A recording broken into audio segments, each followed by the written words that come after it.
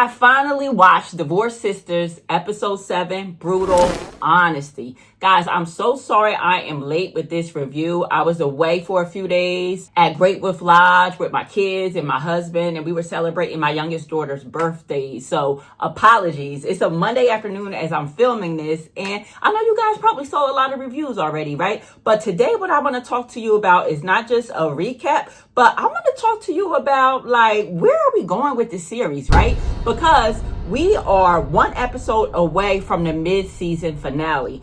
Episode 8, it's a wrap. Like, we're going to take a break for probably a month or two until the second half starts. So where are we going? So I have some wild theories. I have some predictions. Obviously, I'll include that within a recap, but I have some questions for you guys as well. But before we get into things, those of you who are new here, my name is Brandy, and I realize that you could be on any channel in the world, but you're right here with me, and I really do appreciate that. So before we get started, please go ahead and like this video, and also subscribe to my channel if you do like watching TV show reviews and also movie reviews. So after I watched episode 7, I'm thinking something is off because I cannot figure out where we are going exactly with this series, okay? And that could be a good thing because it's not very predictable in my opinion. But I have a few questions for you all, right? And marinate on these questions or comment down below, let me know the answer, right? Before I get into this recap. Question 1, what was Calvin and Pastor Jeff talking about in that office, guys? That scene was not put there for no reason. He was not simply talking to Pastor Jeff about Vaughn, about the assault, and about wanting to find Vaughn because he wanted to get him locked up, right? Calvin and Pastor Jeff were still talking at the beginning of this episode, and I want to know what they were talking about, okay? Because my spidey senses are tingling, all right? Something tells me, and this might be a wild theory, that something about that conversation could have had something to do with Franklin, right? Maybe Calvin finding out some information about Franklin's future attack on Rashida, something like that, right? Because hear me out, right? This leads into my second question. Why did Pastor Jeff go up to that hospital to visit Franklin and his wife so soon, right? I think it has something to do with that conversation with Calvin, okay? I really think Calvin tipped him off on some information that had to do with Franklin, and I think Pastor Jeff went up there on a mission, right? And hear me out, right? So, third question, right? Was Pastor Jeff recording that conversation that he had with Franklin in the hospital room, right? Because Pastor Jeff went in there alone without Myron. Myron was waiting in the hallway for him, right? But if you notice, as soon as Pastor Jeff comes out of that hospital room, right, he takes his phone out of his top pocket, his top suit pocket, right? Not saying that you can't do that, right? Sometimes after we leave a situation, an appointment or something, we always take our phone out, right? But something about that was suspicious to me. Like, was he recording that conversation based off of something Calvin told him? And my last question, right? Who was Myron talking to on the phone at the end of episode 7, right? Where Naomi recorded the conversation. We're going to get to that, right? And I say all of these questions to say, right, something is about to pop off. I don't know exactly what's about to pop off, but to me, these are like some hidden clues that suggest that Franklin might be really about to take his threat against Rashida and Naomi very seriously. But now let's get into this recap, starting off with the whole Vaughn debacle, okay? I don't want to spend too much time on this. Let me tell you something.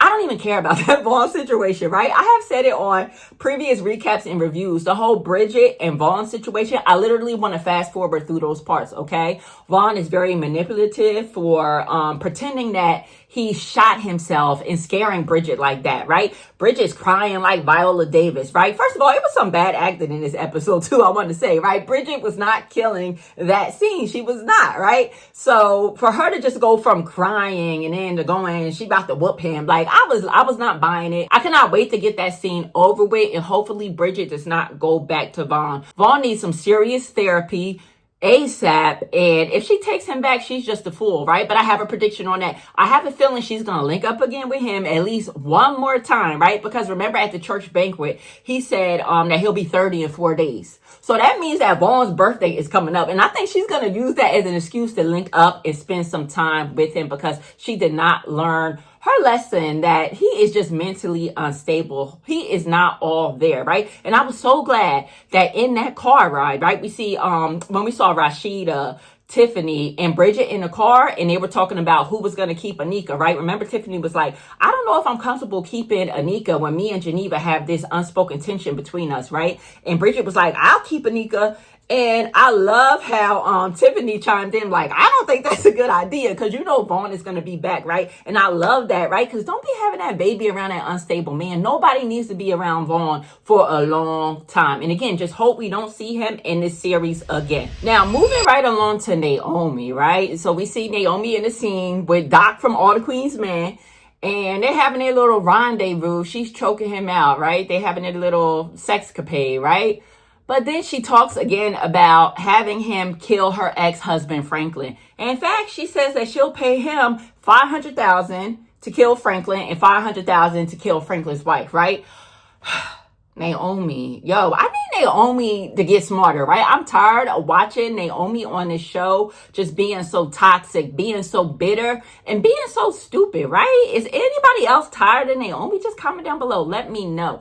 But listen, like Naomi, she barely knows this guy, right? And again, this just goes with my hunch that Franklin could be up to something, right? We don't even know if Franklin somehow set Naomi up with him, right? Franklin probably knows about Naomi's freaky side, right? And her desires, right? So who's to say that Franklin didn't set this whole thing up for her to be linking up with Doc from All the Queen's Men, right? So what I'm saying is, why would you offer that type of money to a guy that you barely know? Your escort, your prostitute, right? She even offers to show him the money because she's like, I'm not going to give you money up front until you do it. And he's like, well, I'm not going to do it. How do I know you got the money? She's like, I could take you. I could show you the money. Why would you show him this money?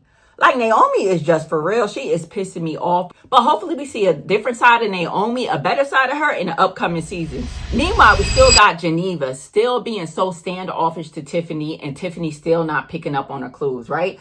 I don't know if Tiffany's really not understanding what's happening. Like, is she just that innocent? Like, I feel like by now I would have caught on by now. Like, Geneva used to mess with Javon, and that's why she's being shady with me and Javon's like new relationship, right? I don't know what's going on there, right? But again, like one thing about this series, right? We're only on day 2 or 3 of even knowing these people, right? So, I mean, I don't know a lot about Tiffany, but come on, boo. Clock it, and check your friend Geneva because she is wrong. Geneva doesn't even want to take a ride with the ladies to go check on Naomi, right? She says, I'll ride separately, right? And Tiffany says, oh, it's because of me. She doesn't want to be near me. But again, just don't know why Tiffany takes this so lightly and that she doesn't really like check Geneva on her BS, right? Meanwhile, Pastor Jeff goes to the hospital to see Franklin and his wife again, Lindsay with the burnt back.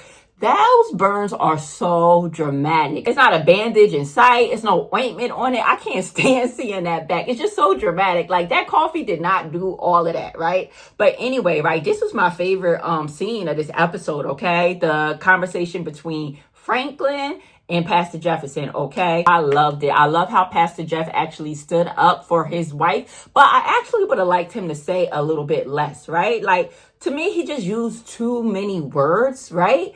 And he didn't need to take action. I'm glad he didn't get violent with Franklin, right? Because I do think that he needs a paper trail because Franklin said some things that were very serious, right? He asked Pastor Jeff, do you know what happens when a bomb goes off? Like, it hurts everybody around it, right? Saying that Rashida is collateral damage because she's close friends with Naomi. Like, that's a very serious threat. But Pastor Jeff is hitting him left and right with those Bible verses. We even saw him cursing, right? We saw the pastor cursing, right? Just letting him know, like, listen, I hate that I have to be nice to people that I don't really want to be nice to, right? But if you come from me and my wife, you will be my enemy, right? So Pastor Jeff was putting him in his place. But again, just a little bit too many words. But I'm not sure if he was recording that conversation, right? That's to be determined. But I will say this, right?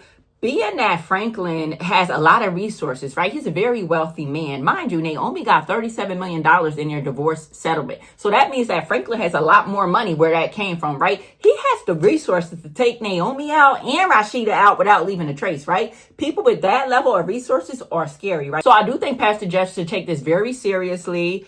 Get a paper trail going somehow. I even like how Tiffany recommended that Geneva, since she is Naomi's attorney, should reach out to Franklin's attorney, right? Just to try to resolve this situation, just to try to mediate somehow because it's getting out of control. I'm not even sure if Pastor Jeff and Rashida should just have a paper trail with the police, okay? Just to prepare themselves and cover their own selves, right? Because you have to protect yourself if somebody's coming for you, right? And sometimes the story might get a little convoluted, right? But if I got it on record, you know, with a restraining order or something that you you threaten me, you threaten my life. Then when you come for me and I get active with you, I mean real active, then, we got that paper trail, right? If I had to take you out. So after Pastor Jeff has the conversation with Franklin, he leaves out and he calls Rashida, like telling her, like, listen, you're not safe. Franklin is putting these threats against you. I don't want you going to Naomi's house, right? But Rashida's pretty adamant that she wants to check on Naomi, right? So he says, I'll meet you there. So Pastor Jeff is in a car with Myron.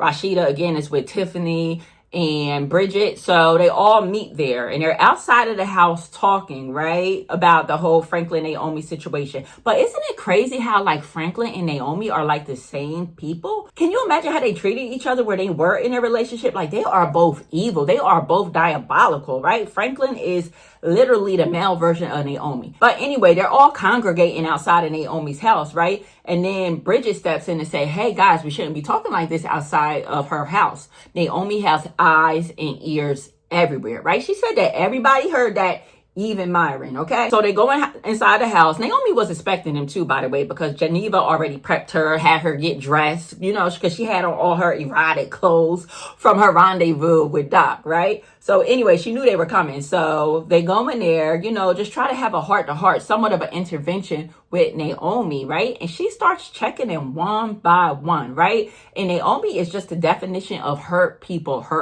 right? And this lady is trying to push all of her friends away from her, right? So she starts being mean and putting their business on blast one by one. I believe she started with Bridget because Bridget was trying to tell her, like, you are so lucky. You are so blessed. You have all of this money. You have this beautiful home, right? You had this big house, right? And Naomi says, oh, you're only saying that because you don't have a big house. Kind of like you don't have nothing and I got all of this, like, and you want to be with this little boy. So she called out Bridget first. She made her way to take jabs at Tiffany, saying how Tiffany is moving so quick with Javon and she just met the brother yesterday. Yes, she want to get married. She called Tiffany Mrs. Lonely. Like, this was crazy. This was nuts, so the way she was going in on these ladies. Then she moved on to get on Geneva's neck, right? And I'm like, oh my God, does she know about the Javon situation and that Javon might be Anika's dad? I'm so glad Naomi did not know because she would have blurted it out right then and there, right? But she just told she just told Geneva's business about how Geneva said,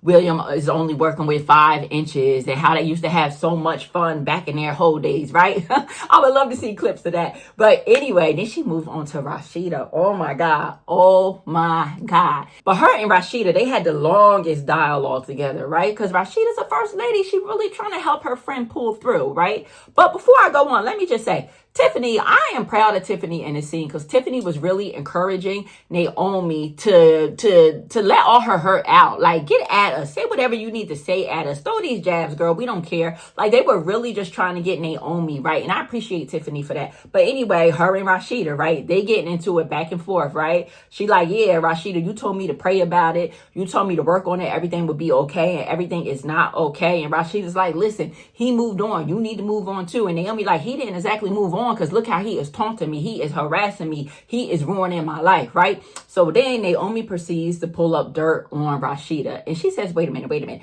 The camera footage will be a lot better. So she pulls up camera footage of Myron right outside of her home talking on the phone. Again, we do not know who Myron is talking to, right? And Myron is saying that, just confessing his love for Pastor Jeff, right? Saying, oh, he's trying to make me jealous. He was walking up. He was holding her hand, right?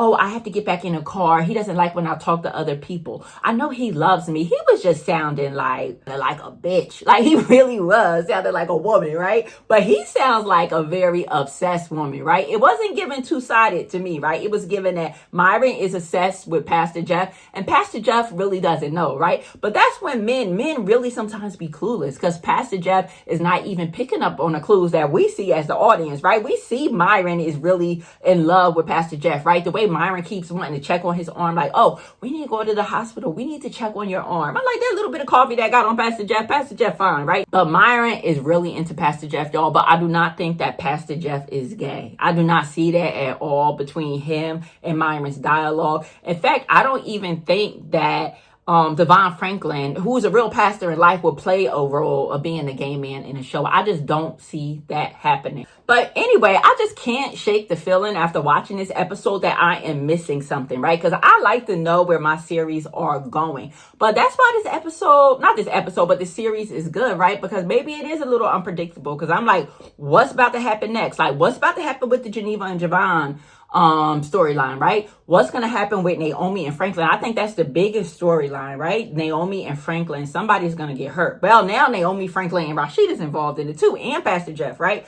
And what's going to have to happen with Pastor Jeff and Myron? Like, Pastor Jeff really just needs to let Myron go. He doesn't need to work at the church anymore. And the whole Bridget and Vaughn situation, like I said, I just hope we don't see Vaughn on the series anymore. I don't care about them being together. In fact, I would like to see Bridget with Calvin. And I would like to see more about Tiffany. I would like to see her come into her storyline a bit more. Maybe we could see her, kid that we never saw. I know she has a college age kid. Maybe we could see her go on a few dates. I don't know, guys. But comment down below. Let me know your predictions and thoughts.